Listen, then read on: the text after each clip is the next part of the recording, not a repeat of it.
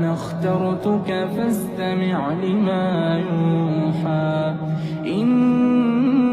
إنني أنا الله لا إله إلا أنا فاعبدني وأقم الصلاة لذكري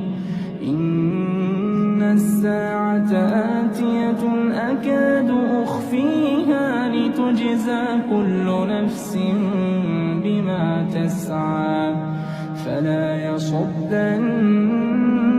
عنها من لا يؤمن بها واتبع هواه فتردى وما تلك بيمينك يا موسى قال هي عصاي أتوكأ عليها وأهش بها على